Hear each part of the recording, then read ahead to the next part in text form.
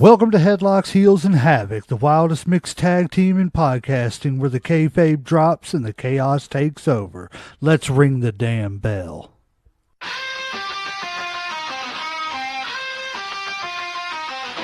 Headlocks tight, heels on the prowl, dropping elbows, hearing growl, feel the foul. No script here, just real, no bluff. Kayfabe crack, now the dirt gets rough. Headlocks, heels, havoc in the zone, stepping in the ring. Chaos at your home, no filters, no mask, just raw bare tone.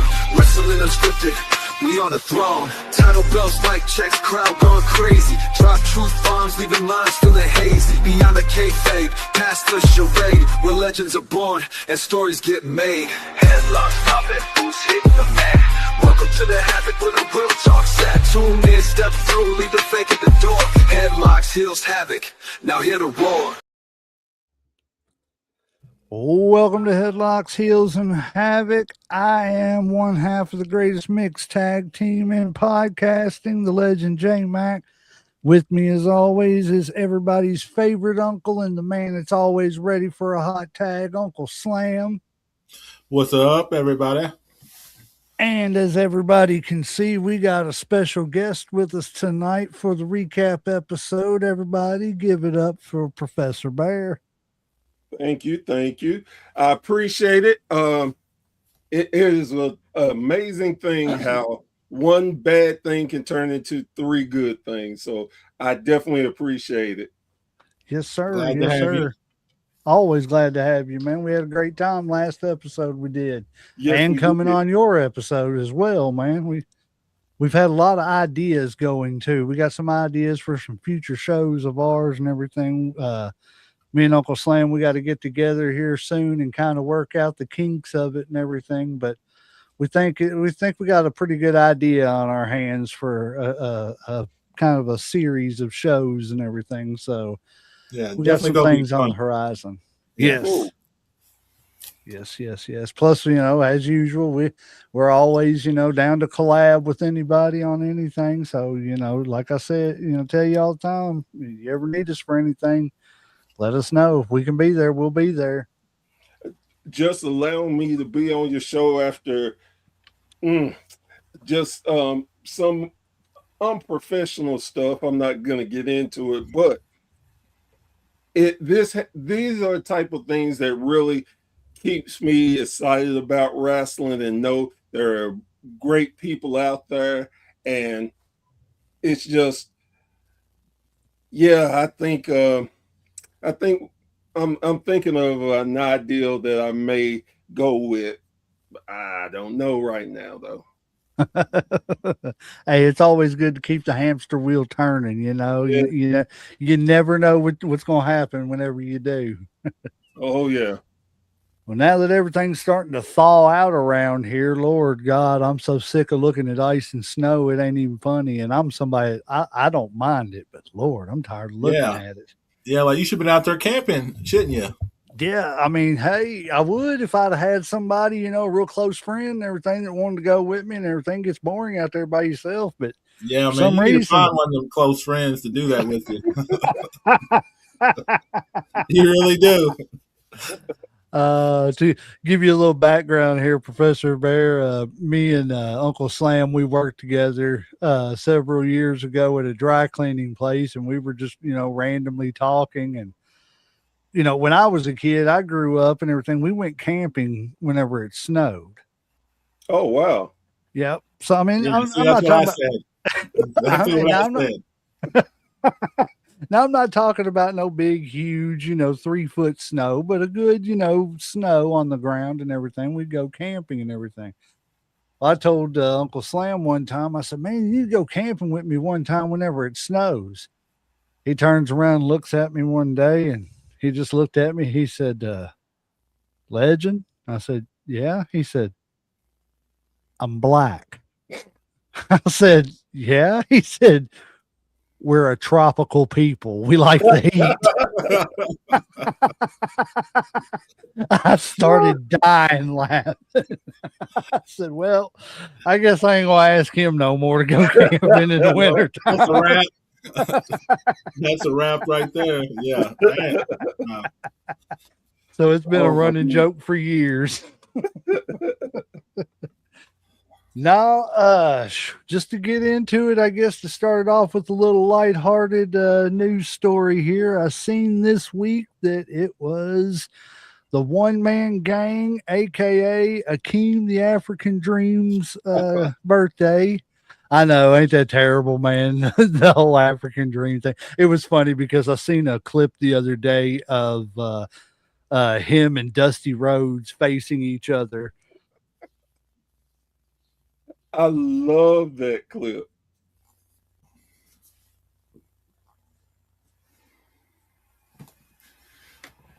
Look like the legend has froze. I know, that's what I was getting ready to say. Like, I didn't know if he was just waiting to say something or like if he just kind of froze on us. Yeah. Well, it happens to the best of us. Yeah. Sometimes he has some technical difficulty. I think it might be his Wi-Fi or something like that. All right. Give him just a second. He might have to back out and then come back in. Right. Let's see. Well, maybe not. Okay, there he goes. Right. Yeah. He might have too many people on his Wi-Fi. He might have to be like, hey, look, everybody's got to kind of get off right now for a little bit. Too many devices. Oh, yeah. At one point, what I did, I had 2 different internets so I could make sure I wouldn't have problems. If I did, I could have switched to the other one. See, that's a good idea. We might have to talk the legend into it or whatever. Might have to have a dedicated line or Wi-Fi. Right. It's an amazing thing, the stuff you come up with when you have these type issues. You got to be quick on your feet. Mm-hmm. We got to learn to adapt or pivot or whatever you want to call it. Yep. Well, hell, hopefully he joins us back soon because he's the one leading the segment. So it's like, damn.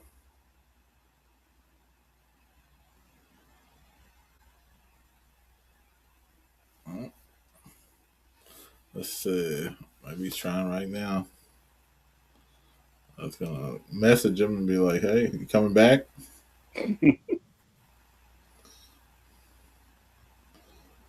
Let's see what he says. Oh, there he is.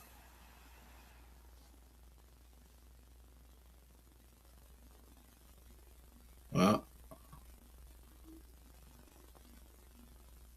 I don't think he's in the studio yet. Come on now. There we go. Can you hear me now? Yeah, now we can hear you. You're back. Okay.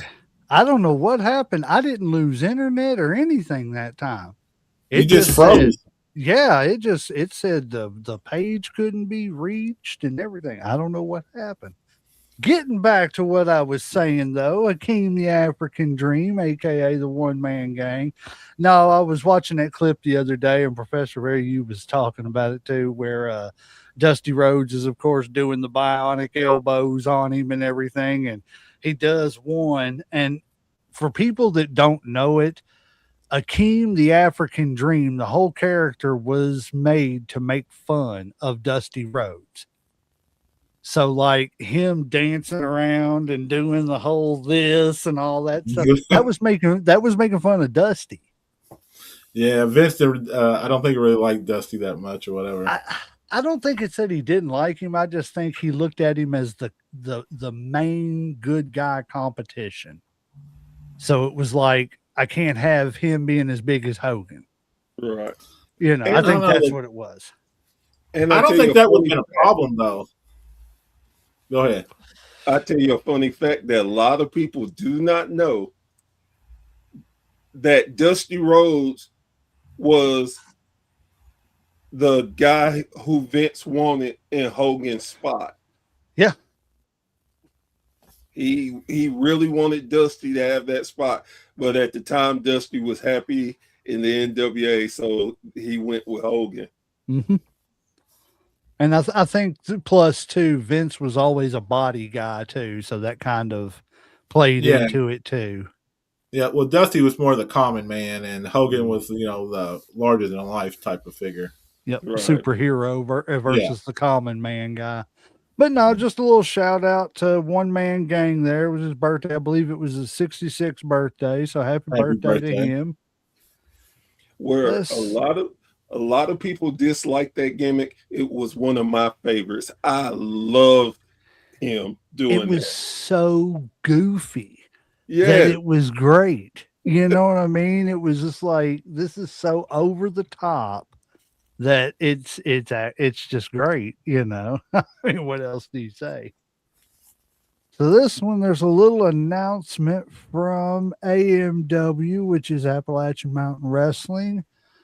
For immediate release, Appalachian Mountain Wrestling enters into a working relationship with Crash Lucha Libre.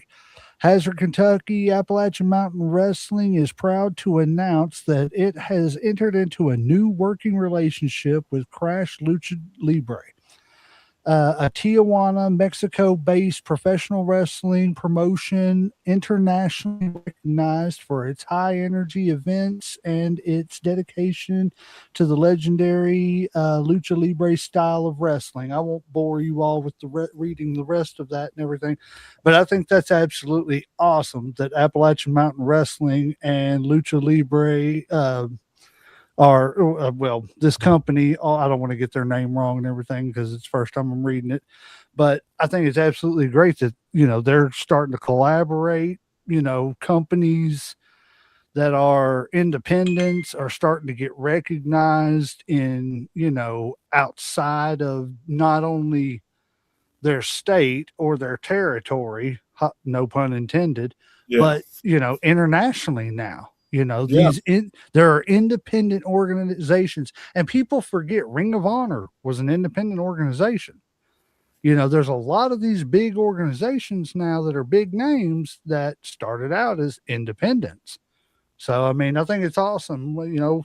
Take it away. What do y'all got to say about it? I'm excited about it. Like I said, I mean, that's kind of, Tijuana. I mean, you were talking about a whole nother country and, a small organization like Appalachian to, be able to partner with somebody like that shows that, people are actually paying attention to them, that they're getting some, attention or notice from, not just this area, but outside this area, so they're, like give them a little props, like I said, I'm proud of them. With the Crash, I knew of them. I've seen them collaborate with promotions before. Matter of fact, they had teamed up with MLW, and I believe they actually even did had a short run with Ring of Honor. But I find that just amazing. Like you said, anytime small promotions work together, it's for the betterment of wrestling.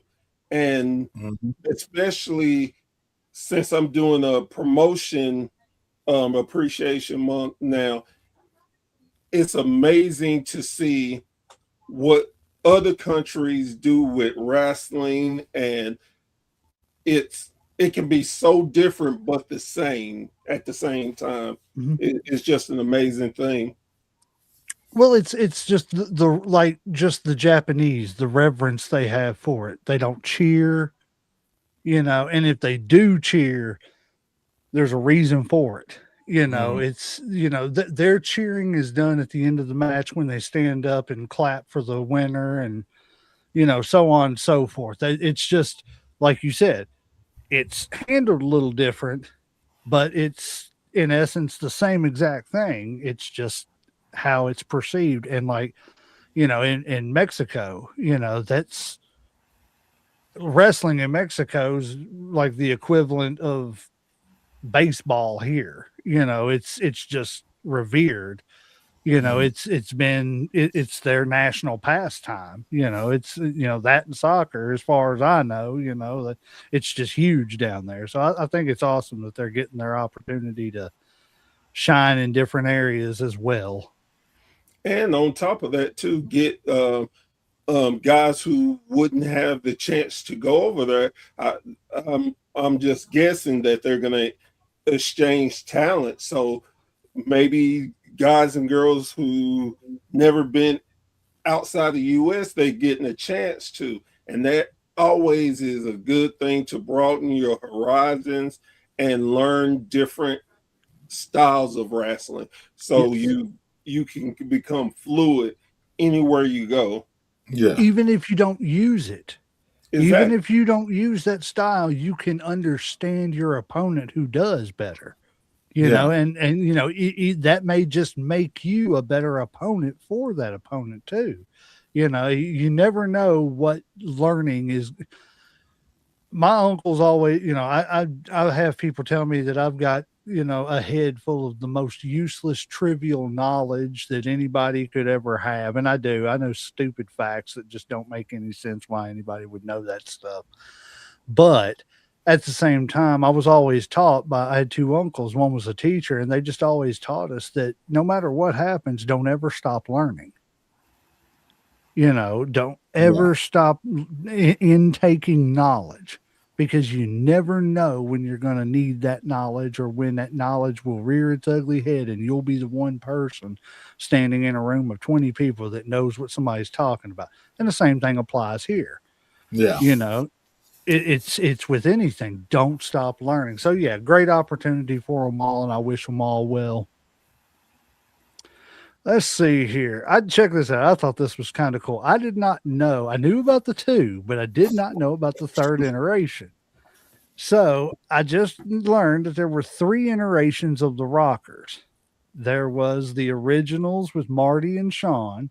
Mm. Then there was the new Rockers with Leaf Garrett or Leaf Cassidy and Marty Jannetty, which Leaf Cassidy turned out to be Al Snow. And now, right, Leaf Cassidy, it's terrible. And now there's OVW's version in 2022 called the Newest Rockers, which was Al Snow and Cal Hero. I've never heard of him, but of course I've heard about Snow. I just thought it was cool. Like I never knew there were like that many iterations of the Rockers. I knew, of course, about the first two, but it's stupid fact. Again, trivial knowledge that you just run across just something stupid, But I mean, how many teams can you name that they've tried to do that with? Right The off the new top of my this. right off the top of my head is the Midnight Express. Yeah, that's the first thing that was Yes, coming to my head too. Yep. You Bob you had Holly and who else? Bart Gunn. Yep, you Yep. had that. You have the original that was Dennis Condrey. Yep. It was a three-man group, and for the life of me, I can't think of Dennis Condrey, Loverboy, Loverboy Dennis, Randy Rose, Randy Rose. and the third man. I can't think of his name, but he and a lot of people didn't know this, but he was not only third member, but he was black. Yep. I can't think of his name. But then I knew of that group, knew of Bobby and Dennis, Bobby and Stan. Then when they did the three-man group of Dennis, Bobby, and Stan. Yep. And then the original versus the Midnight when they had it was they that was the only one that I can think that had so many iterations that actually succeeded. Because I mean, you started throwing in like when Axe left Demolition, it fell apart. I mean, Yeah. nothing against Crush. Crush became a great professional. He was very loved by a lot of people in the locker room. Brian Adams, apparently was great worker, great guy, all that stuff and everything. But that I don't know. That whole thing just didn't fit right with him being Same, in Demolition. same thing So with the Road yeah, Warriors or whatever. Oh When yeah, with draws. yeah, like That- just no. well, I was going to tell you this, and you talk about useless trivia. There were three more members of Demolition. Oh yeah, because Yeah. the originals. the Yes. originals, and then when oh god, when Axe left WWE, he kept the name, and he teamed up with three other guys. Again, I can't remember their names. It was short lived, but um, the two other replacements had a few just to fight. It again, useless trivia, Right. and I think this is a great segue for this too. We have a game show called WrestleBrania, and our host Mike V comes up with some of the most funny, ridiculous things of a trivia. And one thing I was going to do and still plan on doing is starting to come out to different podcasters to invite them on to see how much useless trivia do they know versus us. Hey, Okay. Yeah, I'm sounds down. I'm down to make a complete fool out of myself. I don't care. I do not care. If it gets ratings, let's do it. this is your calling. This is what you were made for, That's right. legend. That's right. And the funniest part about it, the last one we did, I embarrassed the guy so much he quit WSN legitimately. Oh Wow. God. Wow. That's But hey, crazy. I warned him. I warned him that I was going to beat him. I was like, you have great knowledge. I admit he does, has great, but he cannot match up against the professor. There's a reason you got that name. And it all started with him, with my co-host calling him Dean. I'm like, you're not. I said, you're not bigger than me, and that's where it Oh, started from. professor and then the dean. Oh, okay. That's where it started from, Yeah. and the game broke down to, okay, if he lost, he couldn't use the Dean name anymore. If I lost, I had to apologize and anoint him the Dean, and took him out. See, I'd have personally had to start saying, all right, Dean Douglas, calm down. But much love to him, Joe Monroe. I Right. love you. You're still my boy. But I told you I was going to kick your ass.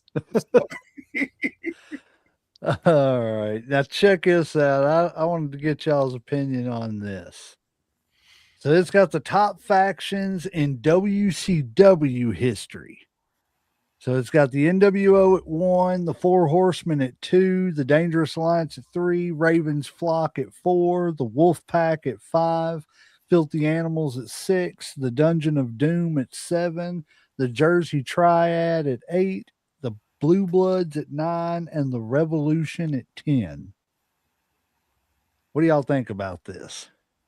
I think the top three are fine, to be honest. Bottom, I mean, past that, I mean, there might be a couple that I might move around, like maybe move the Wolf Pack up a little bit more, but I think it's fine. Like, well, I don't know. Dungeon of Doom might move them up a little bit higher or whatever. But I don't even know who the Jersey Triad is, to be honest. So that kind That of was the team of Bam Bam, DDP, and Canyon. okay. Right there at the end. So For me, I saw this list too, and I thought, yeah, no.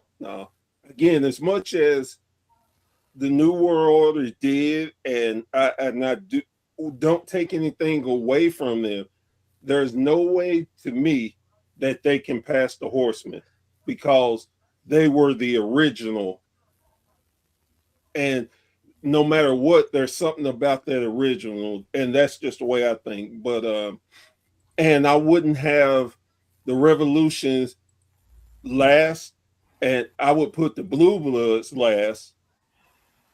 But I don't have a problem with the everybody in it. It's just the order.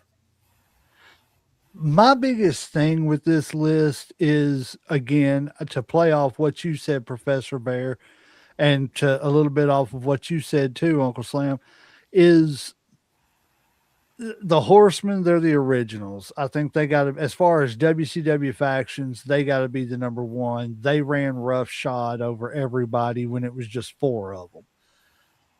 And held all the titles at at the same time. So I mean, that to me that puts them at number one. But and I'll cover this more in the next episode when we have Grappling Inc. on. We're going to talk about the NWO, but the NWO, for all the good that they were, to me they are the greatest faction and the worst faction all I in can one. see why you would say that. Yeah. Yeah, definitely. So it's like, to me, I don't know that I would necessarily have them one. They would be up here in the top three. And or I don't know if the affinity is the right word, but my love I have for the Dangerous Alliance group and everything. I think they're one of the most underrated groups ever. I don't think they get nearly enough recognition that they should. But as far as the other ones, I don't. To me, the Wolfpack is the NWO, so that's just a useless, pick on there. Because if you're going to do that, where's NWO Hollywood? Because that was Right. another Then faction too. Elite, and then all Right. the other. So it's like, just combine those, and the rest of them, they didn't really make, other than the Dungeon of Doom and the storylines they were in, because they were in it with Hogan. What did any of them other factions ever really do? That's my big take on it. Other than that. But that's my story, and I'm sticking to it. All right, I got another top 10 list here I seen, and this one kind of surprises me to an extent. This is the top 10 technical wrestlers of all time in the WWE. You got Kurt Angle at 1, Bryan Danielson at 2, Bret Hart at 3, William Regal at 4, Chris Benoit at 5, Dean Malenko at 6, AJ Styles at 7, Zack Sabre Jr. at 8, and Christian at 9. And I can't see that 10th one. Yeah, that's why I was wondering what the 10th was. Yeah, let me back it out here and see if I can see who that is. Take that banner off for just a second. Owen Hart. Owen Hart. Okay. He's like, I'm cool with it, man. No Shawn Michaels, and I got 2 hearts on this list. I'm good with it. I'm happy. I can't complain. It actually really does surprise me that Shawn Michaels isn't on this list, but God. well, no, but for the same, I can see why they left him off. But for the same reasons they left him off is the same reasons I would leave AJ Styles off of this list. Because I don't consider him a technical wrestler. I also don't consider Christian a technical wrestler. Yeah, see, I didn't. I really didn't get that one. I thought that was kind of a reach right there. So I mean, as far as those two, I would say that Shawn is more of a technical wrestler than Christian is.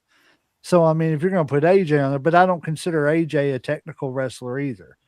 He's kind of like a high flyer. He can do a little bit of everything, kind of like Shawn. He can do a little bit of everything too. But I mean, the rest of the list, I don't really have an issue with. Yeah, well, maybe Danielson being up so high. Yeah. That's exactly what I was going to say. I was like, Kurt's fine, Brett,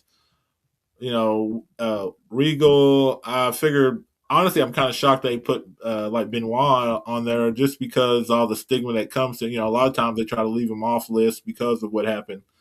So I'm kind of glad they actually put him on there. Dean Malenko, I ain't got no problem with that. AJ Styles, I'm kind of like you on that. I feel like he's more of like maybe a high flyer, but I'm not upset about him being on the list. Christian, I don't know what they were thinking on that one. And Owen is fine. I would put him higher up too, honestly. I would too. I would put Owen, and I hate to say it, I'd put Owen above AJ. Oh yeah, definitely. Zack Sabre Jr. should be 10th, and the reason being he did only a few matches in WWE. So how he is up above Christian and Owen is amazing to me. Mm-hmm. I'm still I could deal with AJ because AJ can wrestle all styles and he's a better technical wrestler than people really give him credit for. I would have probably moved Benoit up a little higher. Definitely, I love Regal. Regal definitely was one hell of a wrestler.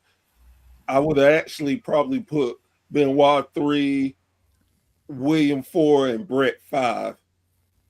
Um, Dean is Dean. Kurt, I don't have a problem with Kurt, but honestly, prime to prime, give me Daniels. I think Daniels would have tore him a new one in a head-to-head match. Really? Daniels knew so many more styles of grappling versus Angle. And again, it's no shot at Angle because he is a legitimate Olympian. But to me, Daniel closed his eyes and he would have tore. He should have been number one to me on that list. Oh, Really? yeah. See, I'm kind of shocked too. I ain't gonna lie. Me too, because I see why you say it, but I don't look at him as a technical wrestler. Yeah, I don't know why. You know what I'm saying? Because I don't know what I would call him. I wouldn't really call him a high flyer either. Well, and then you have one thing that I have to think about all of this too. They're saying WWE. He didn't Right. wrestle like he did in Ring of Honor before and AEW. His style in WWE was different.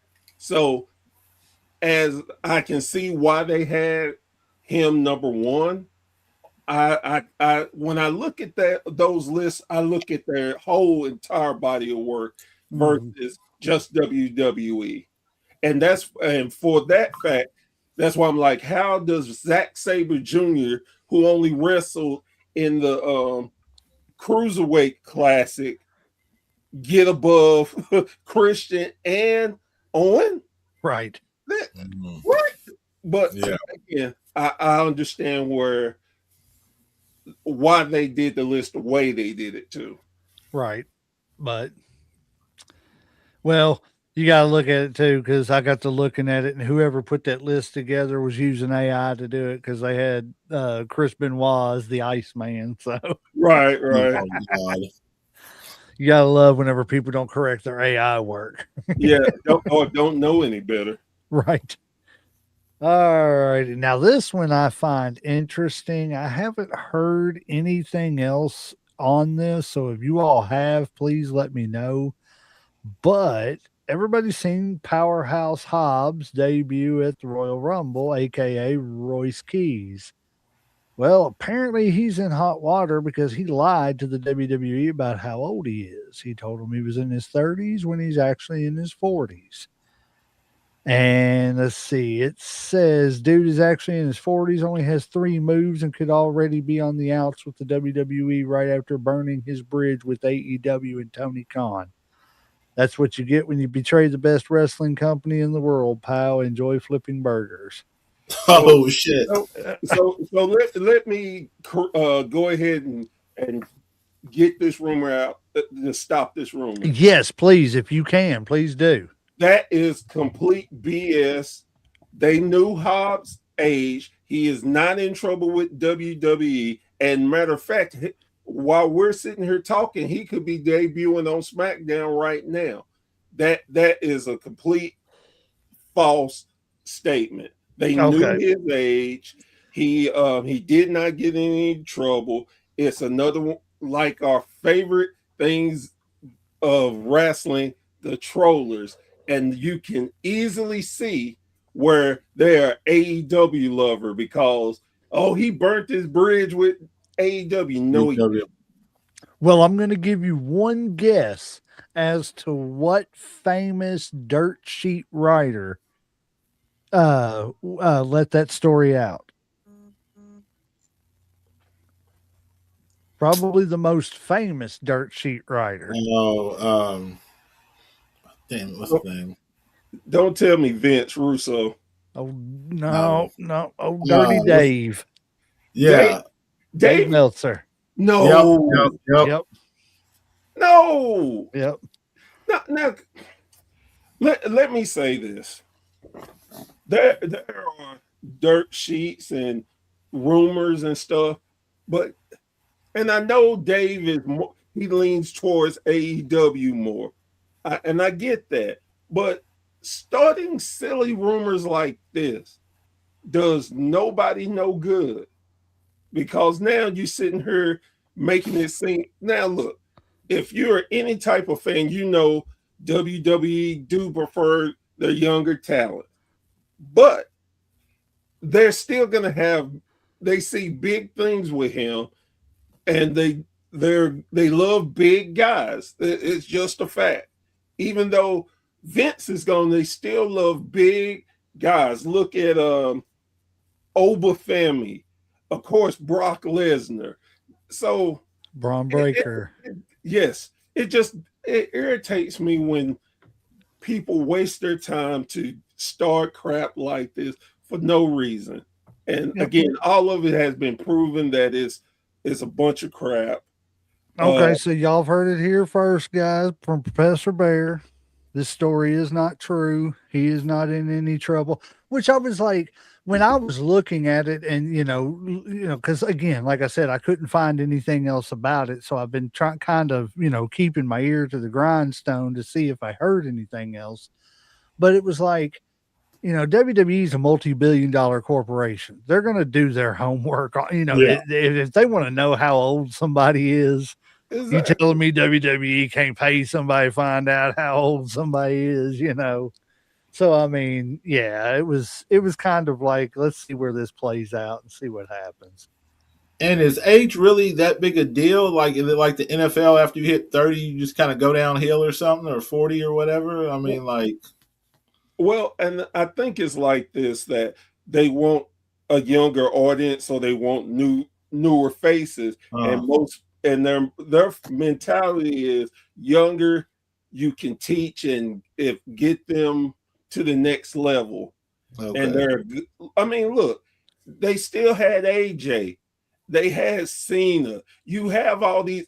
Look, Punk's your world champion. Look at who's at the top of their roster all the Exactly. time. It's the older 40-year-old guys. So, Mm. I mean, it is what it is, and this is the part of wrestling that gets on my nerves. That you start unnecessary rumors just to throw dirt at a company. Look, all these companies are are find themselves by screwing up. They don't need to with it. Yep. Very true. Very, very true. Well, I'm going to change pace here. And I know this isn't exactly 100% wrestling related, but as everybody knows, this past few days ago, we lost James Vanderbeek, star of Dawson's Creek and Varsity Blues. Apparently, he was really good friends with Stacy Keebler, Yeah, I saw the and picture of them together. yeah, she wrote a letter to him. I guess kind of saying goodbye type thing. Uh, Posted the letter online. Um, she said that Stacy Keebler shares a heartfelt message following James Vanderbeek's passing. Spending these last days by your side was one of the greatest blessings of my life. I have never felt more grounded, more aware of how precious time truly is. When you understand that every moment matters, you stop rushing, you stop worrying about what's next. You simply sit, breathe, listen, and hold the hands that matter the most. You watch the sky shift colors and you let it shift something inside you too. In these final days, you taught me more about presence than I could have ever learned anywhere else. You showed me what faith really looks like, trusting God's plan even when it hurts, especially when it hurts. One evening, we watched the sunset together. You spoke about life, about hope, and about the promises that outlive us. We talked about how heavy this world can feel and how maybe heaven needed your strength now. As the sun disappeared, a shooting star crossed the sky, a quiet reminder that some things are bigger than our understanding. You were a gift, a devoted husband, an incredible father. The love of, and steadiness you gave Kimberly and your children was something beautiful to witness. Standing with your family during these sacred moments has been an honor I will never forget. You fought with grace, traveled through storms most people couldn't imagine, and somehow that warm smile never faded. Sorry, there's just a little bit more. She goes on to say, you brought light into so many lives, including mine, and while you may no longer be here in the way we wish, we already feel your spirit moving in powerful ways. Earth has lost someone remarkable, but heaven has gained something extraordinary. I will thank you every time the sky turns gold and dark, every time rainbow stretches across the horizon. I'll know you are there. If there's a lesson you've learned behind, if there's a lesson you leave behind, it's this: cherish the present, love fully, speak the words, trust God, even when the path doesn't make sense. Thank you for changing my heart. I will carry your light with me always. Rest in peace. I just thought that was, a beautiful thing to say to someone, leaving this earth sad, like I said, not fully wrestling related, but Stacy Keebler related. It's Were just they sad that married? no, no, no. They were just because that's Just what I friends? thought. Okay, That's okay. what I thought because I got to looking it up. I was like, I never heard Stacy Keebler was married to James Vanderbeek. Hey, lucky him if he was, but his wife was a lucky man. He was a lucky man anyway for the wife he did have and the children he had. And I hate to see his life has passed, but I just wanted to share that touching letter that she wrote to him. We will try to get something a little bit more upbeat here now. So everybody's talking. Well, not everybody, but this guy says CM Punk is cooking as world heavyweight champion. He's taken a filler feud with Finn Balor and made it must see TV. The world heavyweight title feels like the top prize in the WWE because Punk treats it that way. At this point, is he proving he really is the best in the world? Comments? Um, Uh, I'll let Professor Bear go first on this one. so I let me start by saying I'm not a CM Punk fan, but I can respect the work that he's done. Now, with that being said, you've got to be kidding me to tell me that Punk is just that amazing. He is not. The, I definitely agree that the Finn Balor thing was wasn't that great. Now, have they made it super exciting? No. They made it like, okay, if it's on the pay per view, I won't necessarily go to the bathroom. That be my bathroom. But again, that title is not the top title. I don't care if Roman gets it; it's still not going to be the top title. It's the and even Roman, and I saw somebody make a meme of it when Roman said they had to come up with a secondary title because nobody could take the WWE title. Yep. It's still the second title. Drew McIntyre is doing much, much better with the title, in my opinion.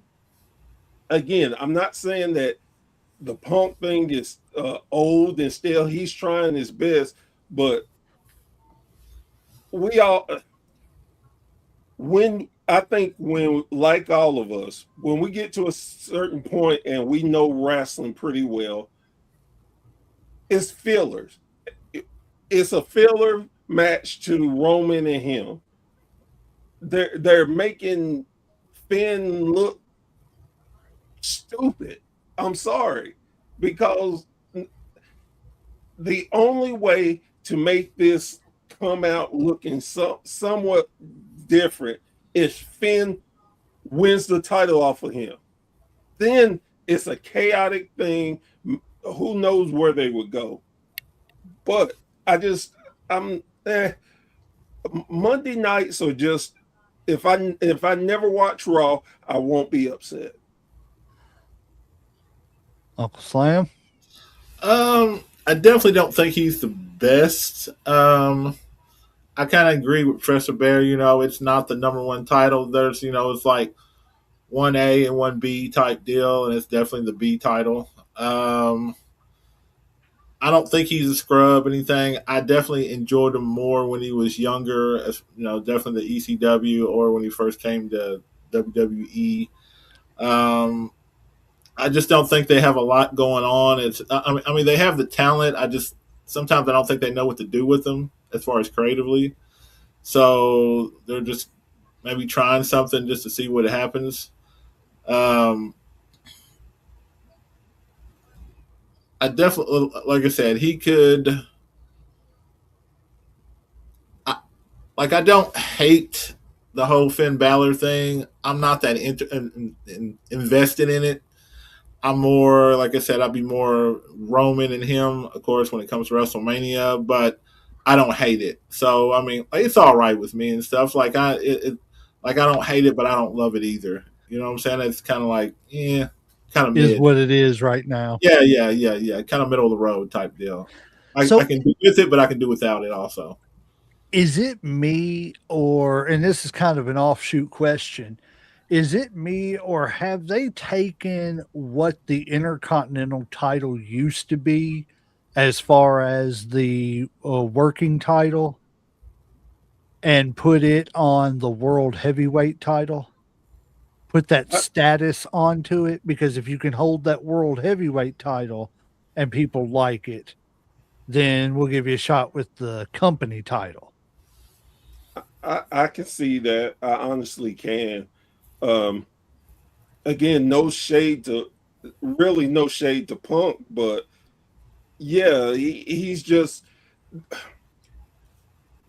And here's my whole big issue with WWE as a whole right now. You have champions that don't defend titles at all for a long Preach. period of time.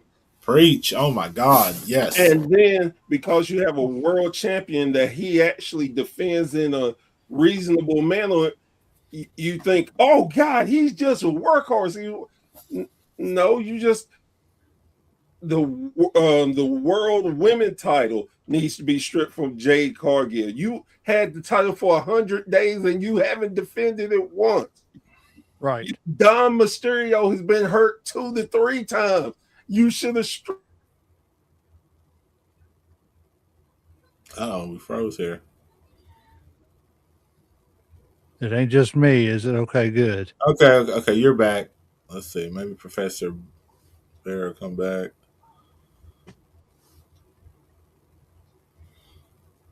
Sorry, y'all. Have some technical difficulties right now. It's definitely a Friday night here on Headlocks, Heels, and Havoc. This is the Havoc portion of the show. Just to let y'all know. Yeah, definitely. But yeah, to touch on what Professor Bear was saying till he can get back in here to us, I agree with him. We're used to the days whenever you would turn on Monday Night Raw and you were likely to see 2 or 3, maybe 4 title matches that night. Hmm. And I mean, no, every match may not be a full match. Something may happen, and the a disqualification happens early in the match to where a match doesn't really happen, but you were getting that tease of it. At Yeah. least there was a storyline to be told for why that disqualification happened, or whatever the case may be. Hmm. So it's like, it's kind of like, oh, man, why do we have to? There he is. He got back to us. All right. He's back. But So, welcome back, sir. so I think something that's like, okay, I'm gonna wait and get this. So Uncle Slam, be ready because you're gonna be Oh next. yeah. That's what I was just thinking. I was like, it didn't happen to him. It's happened to you. So it's got to be me next. Well, it's okay, Professor Bear. I let everybody know this was the Havoc portion of Headlocks, Heels, and Havoc. So but no, like I was saying, I definitely do think that it's just it's time, my opinion, it's time to reduce the title count in the WWE. There's too many championships. You got too many championships, too much talent, and you can't spotlight it all. And because you can't spotlight it all, too much, like he was saying, Jade Cargill, 100 days, no title Yeah. defense. But yet we're not, it's almost like, the old school people who know the whole, you win a title, you're supposed to defend it every 30 days. That's the Yeah. rule. That's the rule being a champion. That's a fighting champion. You defend at least once every 30 days. And if you I think, don't, you get stripped. yeah, I think to kind of touch on like what y'all were saying, some about not, defending the title, and then you talking about back in the day, when we were watching Raw or SmackDown or the Monday Night Wars, you saw at least a couple titles every time they were. I think back then you kind of had to because it was so competitive. If you didn't have your champions, on TV, defending it, then it's like then the competition was, and then that was going to be more captivating than okay, well, I just got this other guy wrestling, but okay, well, the champ's wrestling over here. So I think they've got lost, or they kind of went away from it, or they just got too complacent, where they're like, okay, well, we have everything now. We don't really have to worry if we, put our champ out there. They have guaranteed contracts, so they're going, they're happy, they're going to get paid. They're not going to go anywhere. The But real life competition made yeah, them spotlight their champions yeah. and But really it's think almost about who their champions were. yeah, it kind of reminds me of kind of like the NBA. You know how they set their how they're setting their talent. Sometime everybody's kind of trying to tank. They're trying to keep all the they're not trying to do so great so they can get the best talent. I think it's kind of like that. It's just there's just no urgency anymore and stuff. It's like WWE won, so they don't feel like they have to do as much anymore. You know what I'm saying? Because they Mhm. are the big boys, as they used to say back in the day. We're the number one, so we don't really have to worry. Like if we don't put our best show forward, then it don't really matter as much because He'll be back next week. yeah, you know what I'm saying? Like there's no real other options besides maybe AEW or TNA, so it doesn't really matter. And TNA is pretty much like a kind of like a developmental of WE or a little offshoot or whatever.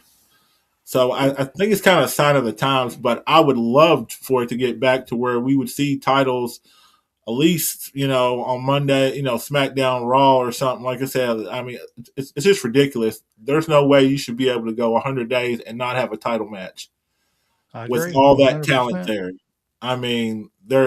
There's people just oozing out the locker rooms. Come on, you can't find somebody to have a match with. No. Yep. The funny thing to me is, and I really hate to agree with this person, but I think Vince Russo said it the best. It's a prop. The WWE has made championships props and not championships anymore. Yeah. It's not there to show combative sports. It's used to further a storyline along. Mm. And I agree with you. I agree with both of you actually. Like, I understand why you would feel like they need to decrease titles. But in the same token, if they do that, then they'll run back into the issue we don't have enough titles for the roster we have. Decrease the roster. Right. Then on top of that, the problem with the women's title is you taking all your main hot single stars and made them a tag team to elevate your tag team titles. Yep. Now you don't have anybody to fight for the world title, the US title, and that's a problem. And Well, it's almost like when they did that. Sorry, didn't mean to cut you no, off, go ahead. but to build on what you were saying, when they did that, started taking all their single stars and putting them in the tag team division, they didn't prop up the next wave enough yet. to where the next wave is at that level that Charlotte and Becky and Bailey and all them were at 5 years ago. It's just, they didn't, Raquel's, the Stephanies, and all them. They don't have them up there yet to start throwing those titles and letting them carry the division. So they pulled the trigger way too quick. I think the biggest problem is you have all that talent. You have to move up talent and make it mean something. Because again, when they had no other secondary titles for women and you only had the world title, I was so dismissive of anyone being a world champion. I'm like, okay, you don't have any other title to go for, so why should I be impressed? Right. That you're world champion. No shade to any of the women, but this is what the box they put them in. So now you put secondary titles, which I think is fantastic. You give other women who are not ready for that world title run, they can run with the U.S. title or the Intercontinental title. Well, then let's take these two and put them in a tag team. Well, we don't want to feud them. Let's put them in a tag team. You got to balance. Everything calls for a balance. Mm-hmm. And that's the problem I think is the main problem with WWE. They do not know how to balance. They always putting their eggs in one basket, and then as soon as the scale flips upside down, then they're wondering why is that? I claim it. Well, because you took your top and put them here. Take some. If you're gonna do that, make the NXT women move up so you can have a decent amount of challengers to continue making it feel worth it. Again, and like when you have like one thing, the tag titles, Raw, it don't. I could go look. I could take a broom and we can go win the Raw tag titles.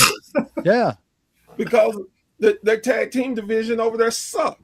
Yeah, it's like garbage. I made a joke months ago when Viper's was still with us. She was talking about a tag team match and how the tag team titles were being defended.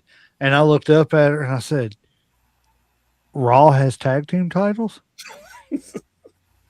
And she was like, yeah. And she didn't get that I was being facetious. Sarcastic, yeah. But it is. It's sad how much they have just totally obliterated that whole division too. But that's a whole nother show in and of itself, the whole tag team division. Yeah. So moving on to the next one. I don't know if y'all have seen this, but there's been a pretty big injury. Braun Breaker is out. Oh. He had to have surgery on a hernia that is apparently, from the way I read it, he was trying to rehab it and stuff and everything without surgery, and something happened, and there's just no possible way of doing it. He had to have surgery, and he's going to be out for a while, so that's going to throw some kinks in a few plans. Yeah, it seemed like a lot of that's happening to the division. You had Seth Rollins, and now you got Braun Breaker, so it's like, got to pivot. Vision's looking a little blurry, man. I know. I do not want to be a part of the division. No, thank you. No. Leave me in catering. I'm okay with catering. Right. They walk up to Maven and they're like, hey, man, we got this great opportunity for you. What is it? We're going to put you in the Vision, man, with Seth Rollins and Braun Breaker and Bronson Reed. No, thanks, man. I'm eating this chicken right here, man. Still working on my chicken and rice right here, man. So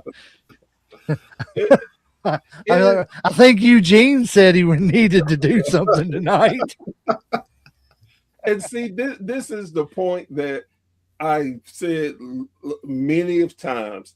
This is what happens when you do not elevate your mid card talent to a point where they could legitimately step up to the main event scene.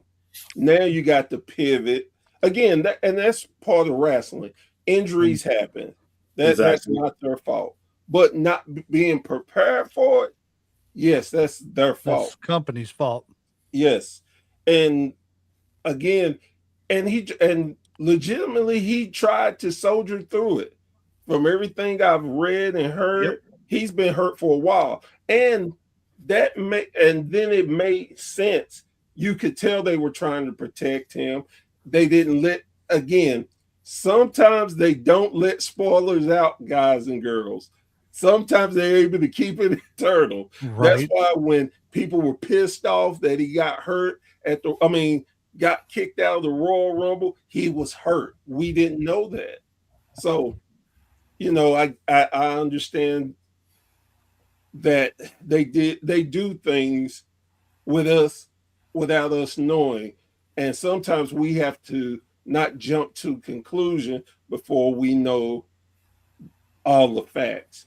I think the bad thing, I don't think it was so much that he didn't make it into the Rumble. I think it was just how it was all pulled off. I think it just felt cheap and generic. I don't know. That's just Right, me. because he got put out so quick, or because he was like number 2 and he went out number I 1. think it was just the masked figure thing. Oh, here we go again with this. They're gonna flip the script on them. The masked figure thing didn't really go over well the first time. Nobody gives a crap that Austin Theory is the new guy. Everybody thought that this Austin Theory coming was just going to change his whole momentum.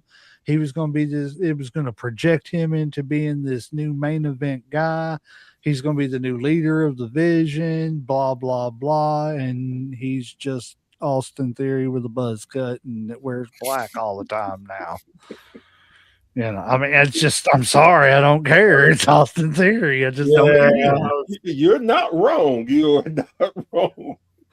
I mean, Uh, at the end of the day, a- again, this is what happens when you don't build people up because Yes. the now and from the rumors I've heard, that's going to be Seth Rollins, and that's going to be to take Seth and Braun to wrestle at WrestleMania if Braun can recover in time. Right.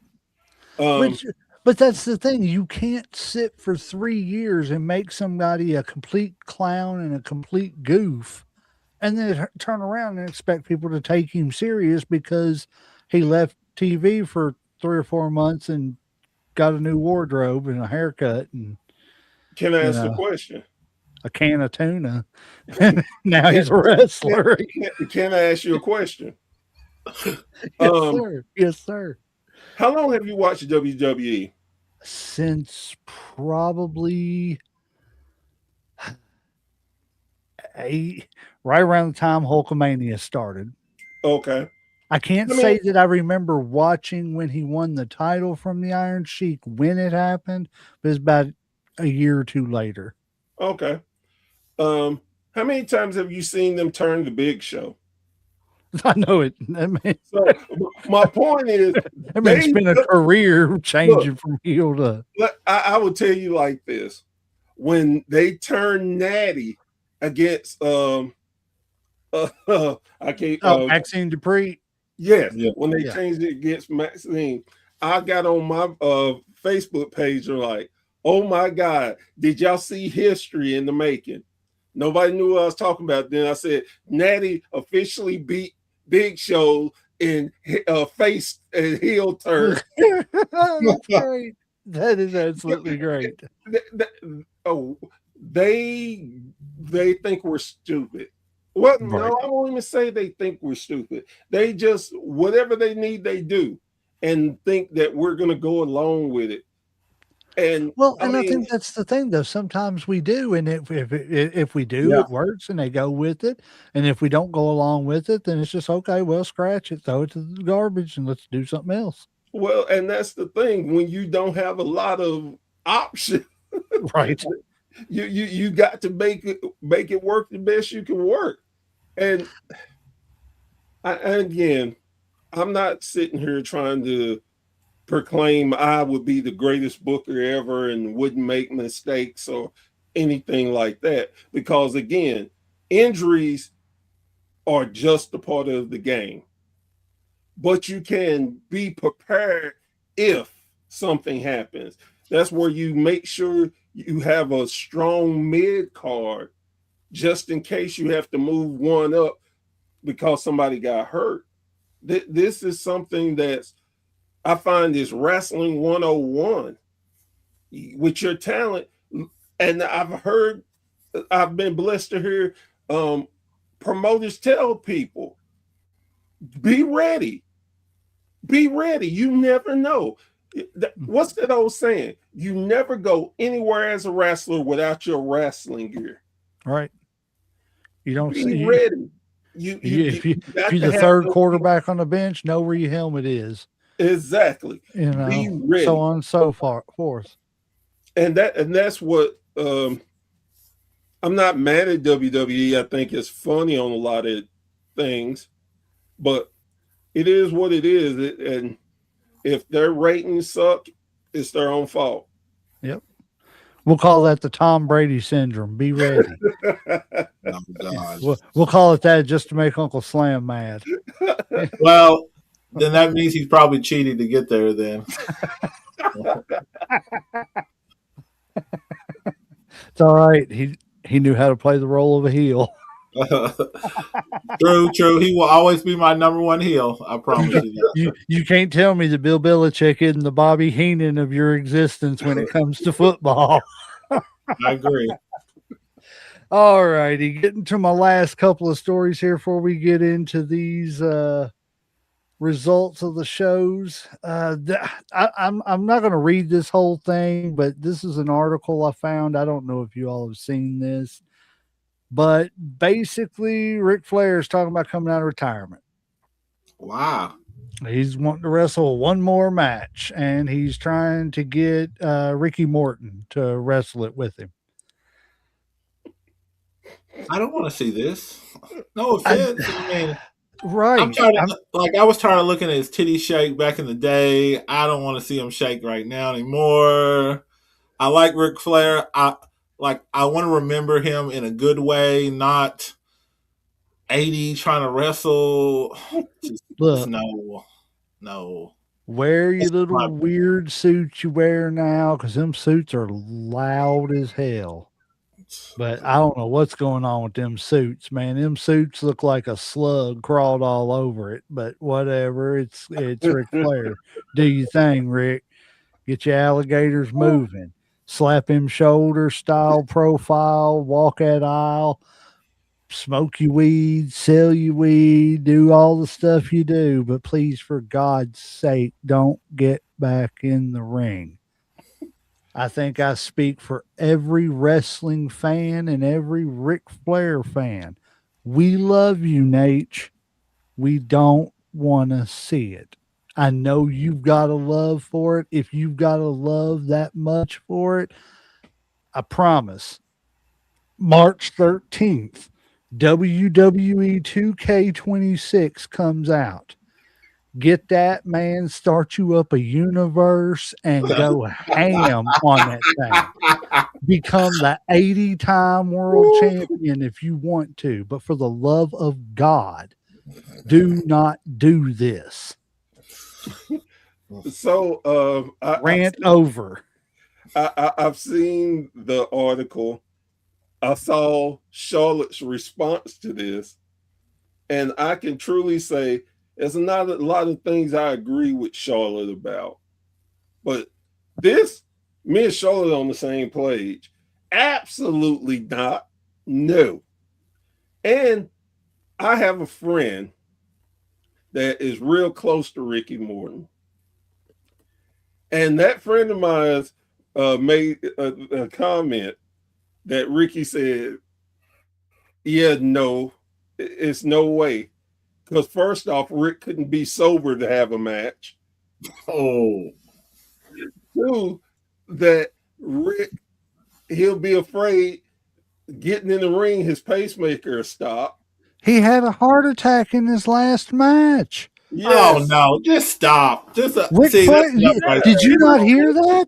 Ric He Flair was legitimately waiting had on the heart attack. apron to tag in and was Yes. having a heart attack. They thought Oh, he was God. falling asleep. He wasn't falling asleep. He was He was dying. dying. He was was literally dying, waiting for a hot tag. This man was waiting for a hot tag to heaven.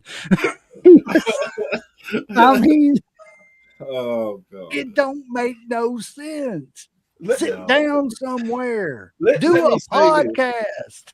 Yeah, Let me there you say go. this. Do a podcast. Sit your ass down. Shit. Let me say this. We need to get him and That's Bill Maher together.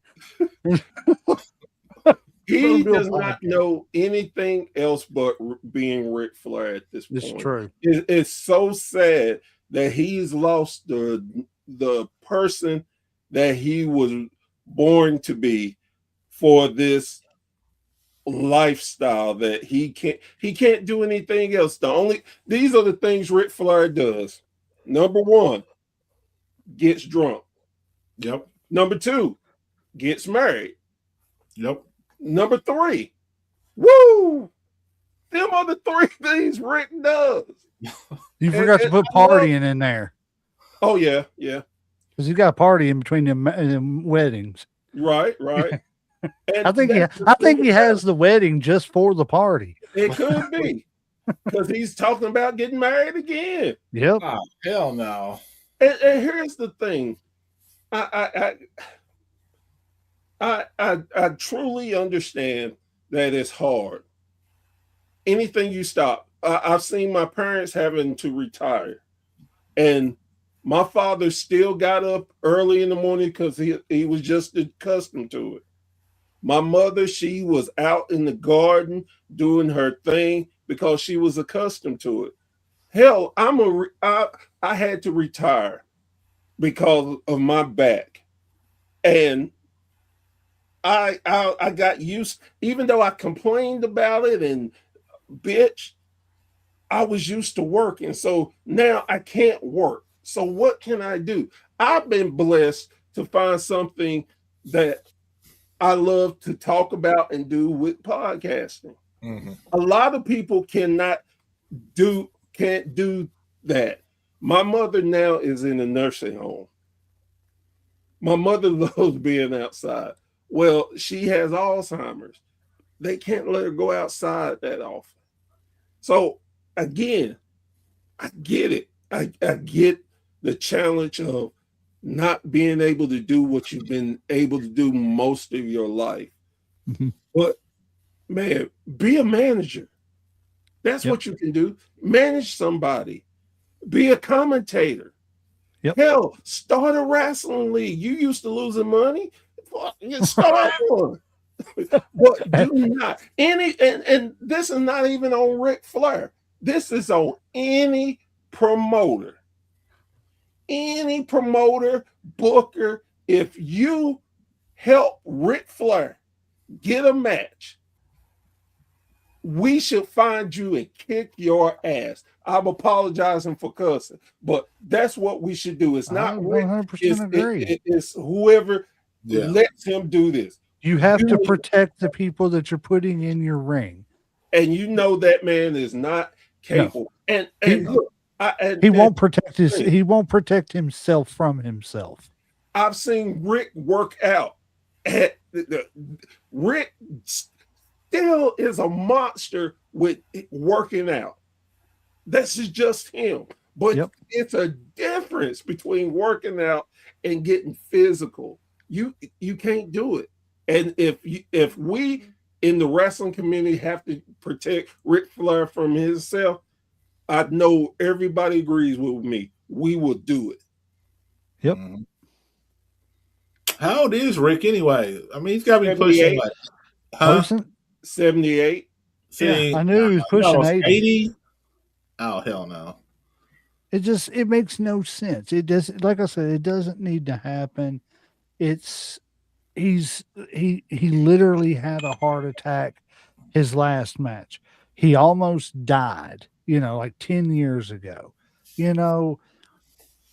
Instead of here's my question is, and I agree with you with what you said earlier, is he doesn't know how to be anything but Ric Flair. Richard Fleer died a long time ago. And because of that, he doesn't know how to just go home He, because he's never had a home. He's always been Ric Flair on the road. You know, his family had a home because he bought them one. yeah, But as far as, you know, him having a home, that stopped when he left his mom and dad's house. He became Ric Flair. I have to be on the road. I have to live this lifestyle. So it's like he's not going to be able to at 78 years old go back to just being Richard Fleer. So somebody has got to step in and stop him and again protect him from himself because he's obviously not going to. You know, and I for one do not want to pay money and go to a wrestling show and watch a legend die in the ring, not because of the fact that an accident happened in the ring, just because of the fact that he didn't know when to stop climbing through those ropes. we have to protect him from himself, and we as the fans, if someone gets in like, hey, we're gonna book this, we need to boycott them. I agree. I mean, just like, nope, no, sir. We will not spend any money. That's why his original opponent would. That's why Ricky Steamboat wouldn't wrestle him. Yep. And see, it almost touches on what we talked about last week on our recap show. I brought up the fact that last week that Real American Beer is now dropping Hulk Hogan as their mascot, ambassador, whatever you want to call it. Why? Because he's dead now and he can't make appearances. So you're not going to make money off of him. So let's pivot and go somewhere else. I'm like, no, man. You know, these are people who are they've all messed up. Everybody is a human being. Again, we've done episodes on Hulk Hogan and, you know, just touched on the different things and the controversies and everything. I don't know the man. I don't know his heart, but I'm going to go just based on the wrestling world. I'm going to leave everything else, you know, to the side and go just based on the wrestling world, that these people are icons in this business. Let's protect them and not watch them die in front of us because we just wanted one more match. You know, I mean, but I don't even think it would be a good match. I mean, think about it. I mean, they're old. They're right. What can you do? Like, yeah, what can you really do? Like, a couple chops, some woos. I mean, and it's no offense to them because again, they were great in their time. I'm 48 years old. I wouldn't get up very quick if I tried to drop kick somebody. Yeah. I'm sure I could probably get up and do it, but I don't want to because I know the impact falling is going to hurt. So let's just leave that to the pros and let's find something else to do, you know? Yeah. Definitely. Open up an indie promotion, you know? FWF, Flair Wrestling Federation. Hell, do like Bradshaw. Go to all these fan fests. Yeah. We would love to talk to you and see you drunk. I mean, right. Could you imagine a 4 horseman retirement tour? The money that would bring, as far as like a Comic-Con type. Okay. Yeah, that's what I was going to say. Not wrestling matches, not wrestling matches or nothing like that, but a Comic-Con tour like that. Could you imagine that? Just have them up on stage, have a big audience in an auditorium, get microphones, and let the audience ask questions. Blah blah blah. They'd make tons of money. Hell, Arn and Tully are doing that now on the 4 Horsemen Network. Yeah. I mean, Flair needs to get over there. Maybe Burry, maybe JJ. Like you said, that'd be money making. You still out reliving the old times, and people will still love you for that. It Yep. would be great. I think it would. I would pay for it. I would too. I'd pay in a heartbeat to go Yeah, sit yeah, down for 2 definitely. hours, listen to them talk.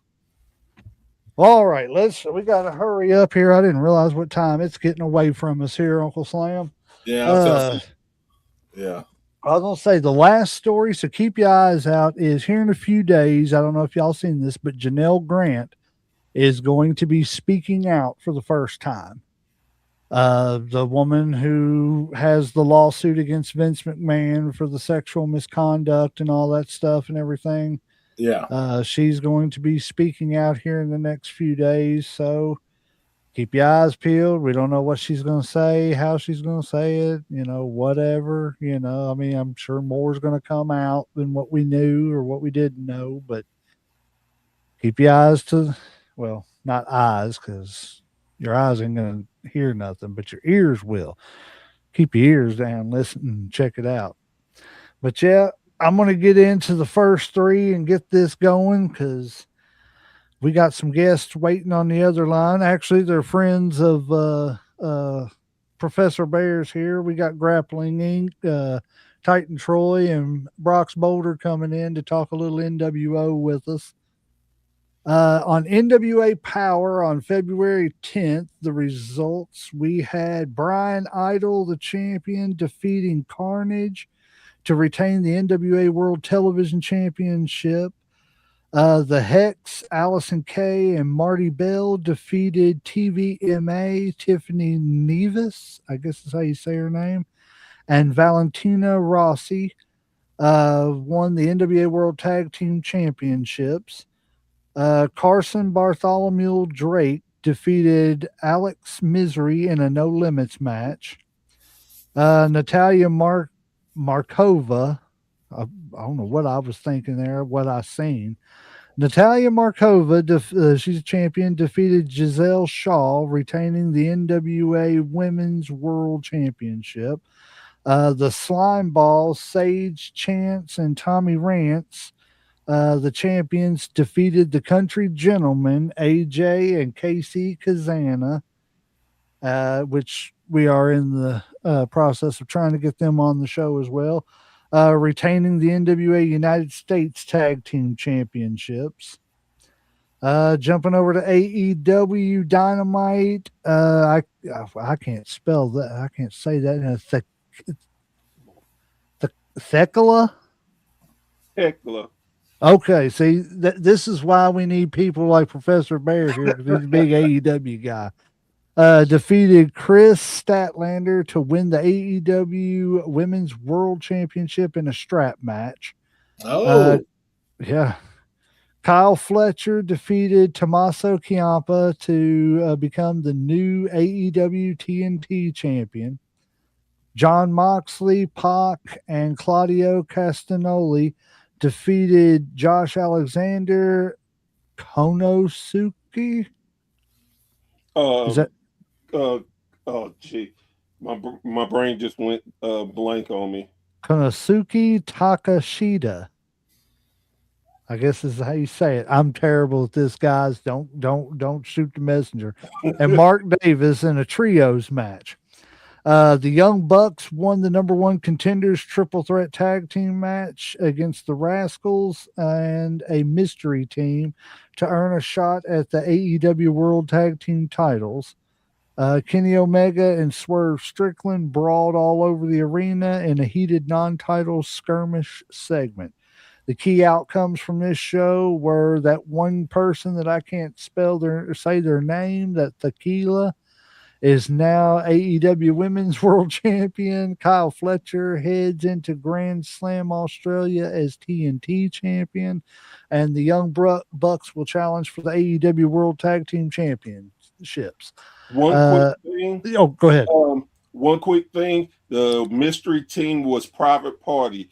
That was their first match since January of last year when they dropped the AEW title. which everybody thought they were going to end up going to WWE. Okay. And over on Collision, the Young Bucks defeated Gates of Agony to move towards tag title opportunity. Kevin Knight defeated Scorpio Sky. Mina Shirakawa defeated Viva Van. Wheeler, Yuta, and Mariana Shafir defeated Zayden Steele and Dante Martin in a mixed tag team match. Let's see here. What do we got here going? TNA match results. Nick Namath defeated Rick Swan in a singles match. Mara Sade defeated Ryan Namath in an Albuquerque street fight. That was a crazy match. I watched that. The System defeated Mike Santana, Moose, and the Hardys. In an 8-man tag, the System hit a Fire Thunder driver on Jeff Hardy for the win. And that is all the results I have. You got anything, Uncle Slam? All right, let me shoot real quick. Let's see. On Raw, we had the tag team champs that nobody cares about. The Usos versus the Alpha Academy. And like I said, nobody really cared. Of course, the Usos won. No real surprise there. Then we had one of the qualifying matches for the Elimination Chamber match for the women's, which had Rhea Ripley, Laura Valkyrie, and Ivy Niles, which, of course, Rhea won. And then we had Maxine Dupree versus Natty. And it was, I think they both got DQ'd, honestly, or counted out. So no winners there or whatever. Then we had Devon Evans with the original El Grand Americano versus Rayo and Bravo. And, of course, Devon Evans and them won. But I just want to highlight this. Devon Evans, this man is amazing. He hit that cutter from the other side of the ring. Yes. Like, oh my, like mid-air. Like, yes. Probably one of the best cutters that I've seen in a long time. Like, that boy, he's special. Like, give him time. He's going to be something special. Definitely.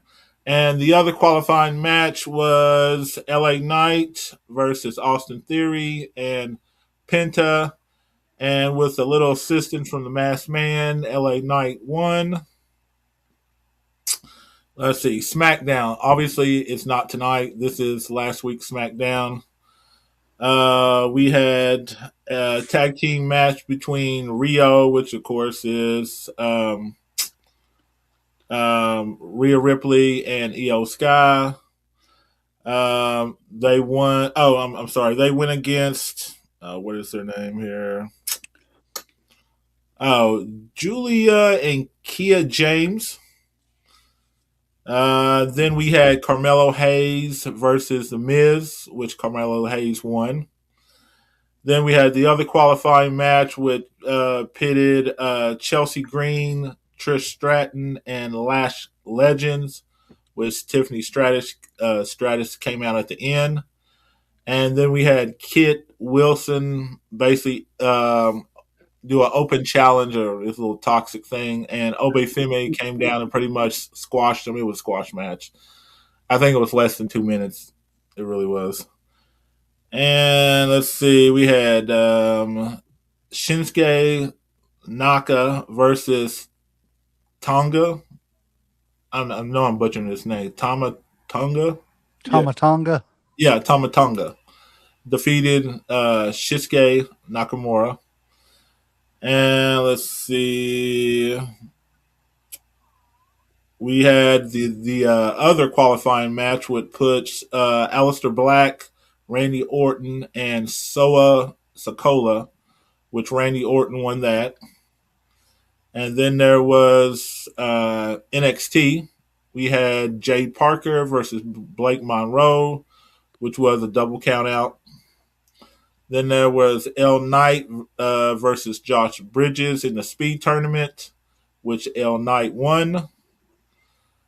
Tony D versus Dark State, but that really wasn't a match. That was just him just pretty much beating the shit out of all of them.